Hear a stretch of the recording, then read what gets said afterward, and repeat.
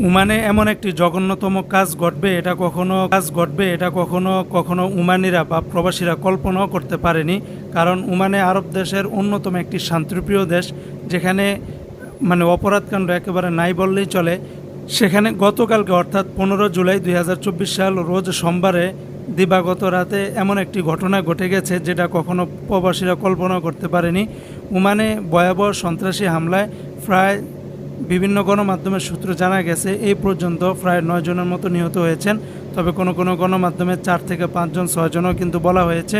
আবার ওমানে অলরেডি এই হামলার মাধ্যমে একজন ওমানি পুলিশও কিন্তু শহীদ হয়েছেন।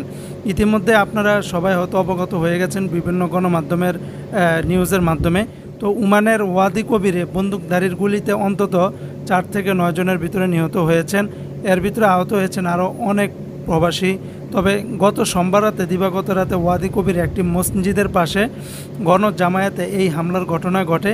এ সময় ঘটনাস্থলে কয়েকশো মানুষ উপস্থিত ছিলেন, যাদের বেশিরভাগই ছিলেন পাকিস্তানি নাগরিক। একটি ভিডিওতে গুলির সময় লাব্বাইক ইয়া হোসাইন আওয়াজ শোনা গেছে। বিভিন্ন গণমাধ্যমের সূত্রে তথ্য জানা যায়, এদিন আশুরাকে কেন্দ্র করে মসজিদের পাশে জড়ো হয় শিয়াপন্থী কয়েকশো মানুষ। আচমকা একজন বন্দুকধারী এলোপাতারি গুলি ছুটতে শুরু করলে লণ্ডভণ্ড হয়ে যায় পুরো জামায়াত। জীবন বাঁচাতে যে যার মতো ছোটাছুটি করতে থাকেন, এরই মধ্যে অনেকে গুলিবদ্ধ হয়েও যান। বিষয়টিকে নিয়ে ইতিমধ্যে বিবৃতি দিয়েছেন ওমানের রয়্যাল ওমান পুলিশ। জানায় পরিস্থিতি সামাল দেওয়ার জন্য প্রয়োজনীয় নিরাপত্তা ব্যবস্থা গ্রহণ করা হয়েছে।